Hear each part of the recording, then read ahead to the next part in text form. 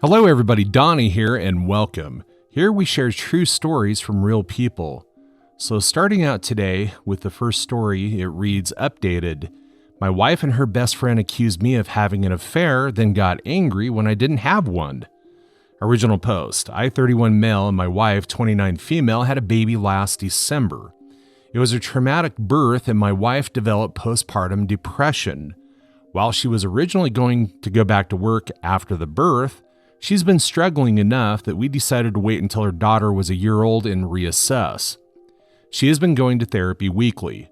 With my wife home full-time, I've had to work increased hours. This is something we discussed prior to making this decision, and she knew this from the start. A few weeks ago, my boss approached me about a project that would require a lot of overtime in a short amount of time. It would be both great financially and for my career. I talked to my wife about it and she agreed that I should say yes to my boss. For the next 4 weeks, I'd be working on this. My mother-in-law and her best friend Jessie, 29 female, name changed of course, would come help out with some of the duties that I typically do. Jessie is a stay-at-home mother with a 4-year-old and also a 2-year-old. She began coming over during the day and would watch the kids with my wife. 3 weeks into the project, it became clear that we'd need a few more weeks to get it together. I went home that night and talked to my wife about it, and she said that she was okay with it, but got very cold in the days afterwards. It wasn't unusual behavior over the past few months, so I didn't think much about it and tried to not take it personally. During the last week of the project, I got home one night and saw that Jessie was still at the house. I didn't think much about it, said hi to her and my wife, and then went to go check in on my daughter. Before I could get to her room, I heard Jessie say something along the lines of, "He doesn't even stop to greet you, definitely a sign." I turned around and asked what it was a sign of. Immediately my wife started crying and Jessie started accusing me of having an affair. She told me that I must hate my wife because she has PPD and am not attracted to her because she gained weight from the pregnancy. Neither of these things are true. I'm trying my best to help my wife get through her PPD while supporting her family. And I think she looks great how she is right now. She just hasn't wanted to have sex and I haven't pushed the issue. Jessie then demanded to see my phone. I told her no. She told me that's a sign that I'm guilty. I told my wife that I would let her see my phone if she wanted to. She nodded and something inside me broke. I guess it was the thought that she actually believed that I was having an affair that really got to me, and that she didn't trust me after everything that we've been through. Well, she looked through the phone and there was no evidence. Jessie started saying that I deleted the evidence. She started screaming and woke up our daughter, so I told her to get out of the house. Eventually she left and I went to go calm our daughter down since my wife was still on the couch crying. When my daughter was asleep again, I sat down by my wife and tried to talk to her about what's been happening. She told me that she's been worried ever since I started working all the overtime. I told her that we'd talked about how good of an opportunity it was, and she agreed to letting me take on this project. She said it was very suspicious and to increase the length of the project. I told her that sometimes that happens. She wanted more evidence, so I showed her messages and emails with timestamps from work and pay stubs showing the OT. She said that she believed me and was sorry for doubting me. It was just that Jessie had been telling her that these were all signs that I was cheating. I asked her why she believed Jessie more than me and why she didn't come to me with her concerns. She didn't have a real answer.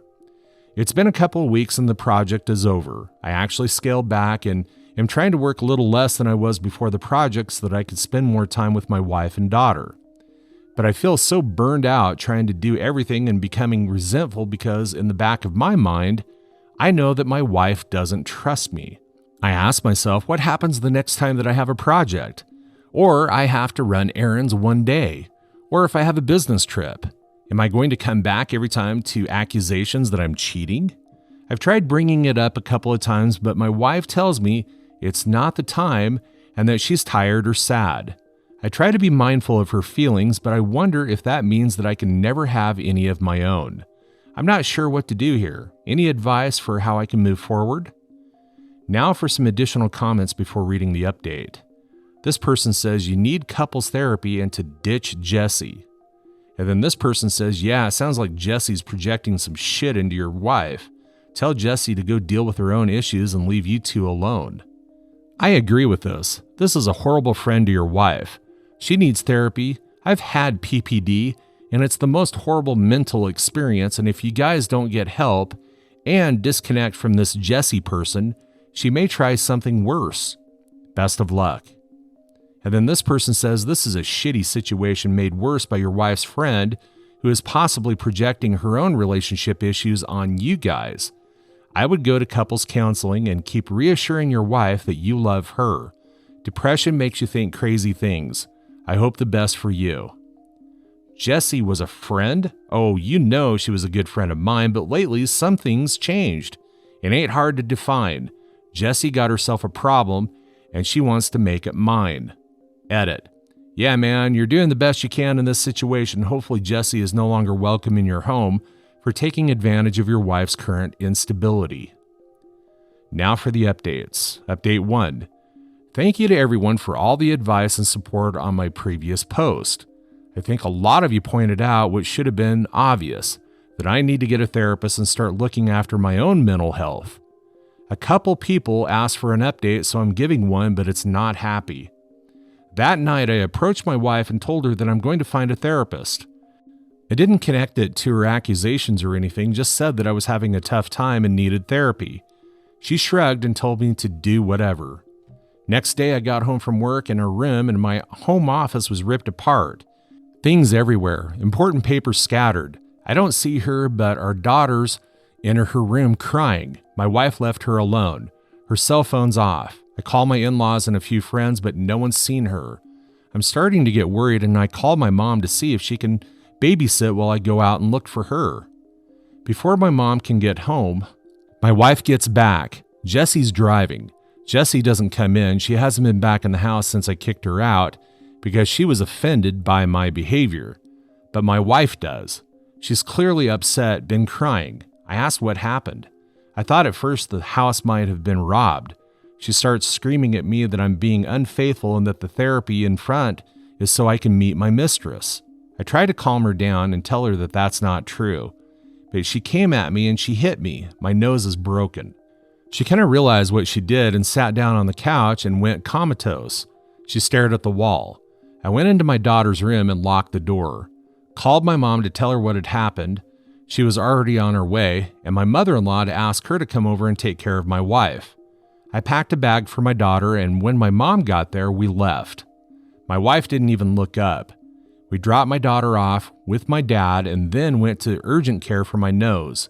I got blood all over my mom's new Subaru.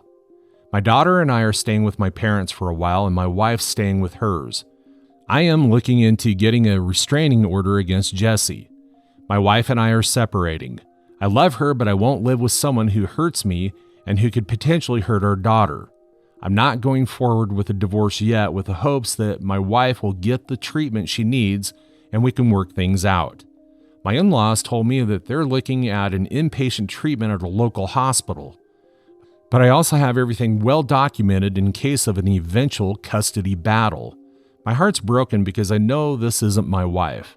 This is a sickness in her mind, but I need to keep myself and our daughter safe and give her the space to recover. I'm hoping that this is the right decision. Thanks again, everyone. Edit. Thank you all for your feedback.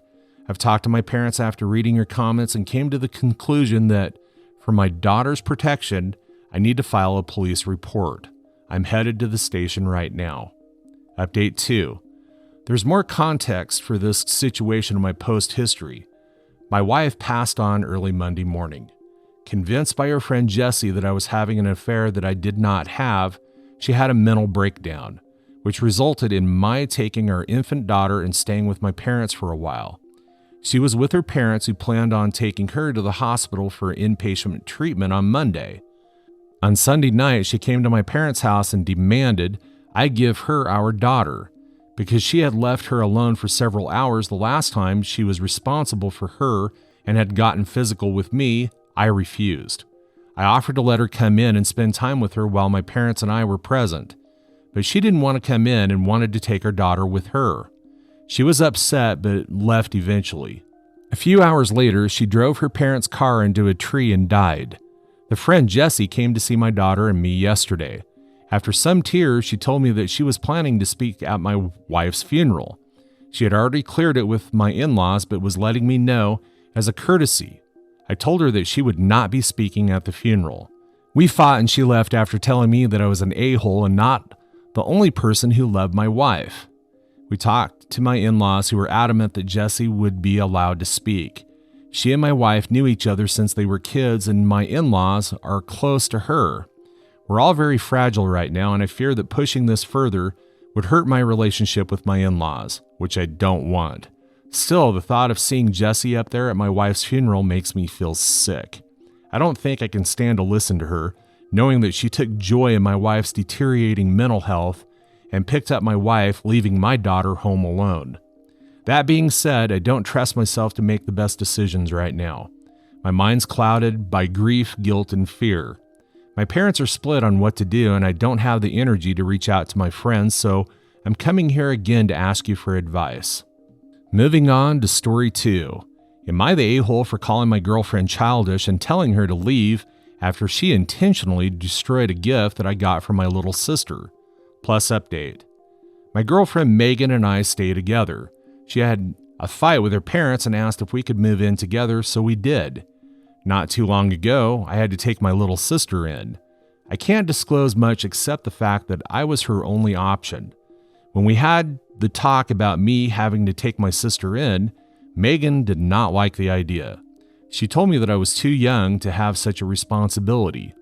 What will happen when we get married and have our own kids? Our place was too small, etc., but didn't outright say that she had an issue with it. I obviously couldn't turn my back on my little sister, so I went ahead with it, despite her reservations. Although my sister has always been friendly to Megan from the moment she met her, Megan is always just indifferent. And it sucks because my sister really admires her and enjoys talking to her. I just thought that maybe they don't connect because of my sister's age. A month ago, I bought my sister a Switch. She has always wanted one, and all her friends have it. I figured she deserved it, as she does well at school, helps with chores, and is generally a well-behaved kid. She loved it, and she's been taking really good care of it. Megan wasn't happy when I bought it. She actually sulked. She would borrow the Switch incessantly, and my sister would say no, maybe because she was afraid to. But Megan would use it so much that it felt like it belonged to her.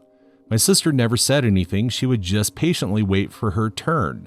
Sometimes Megan would use it even when my sister was at school, saying that she gets bored when I'm at work.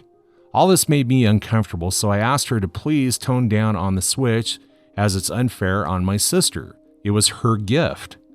Megan agreed, although it was clear that she was upset.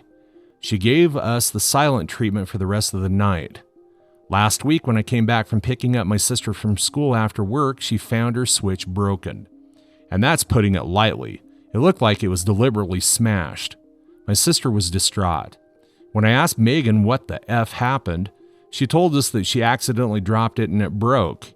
It was obvious that she was lying, and when I pointed out, and all the other times when she seemed to have an issue with an 11-year-old for no reason, she got annoyed and told me that everything was fine until my sister moved in. I called her childish and asked her to please pack her bags and go back to her parents' house because I need space and time to think. This only made her even more annoyed, but she eventually left. Her best friend texted me last night to tell me that I was an a-hole for kicking Megan out because on top of everything else, I know how rocky her relationship with her parents are. Does this make me an a-hole? Now for the update. I just wanted to write an update on what happened after I posted. When I kicked Megan out, I already knew that there was no way our relationship could continue.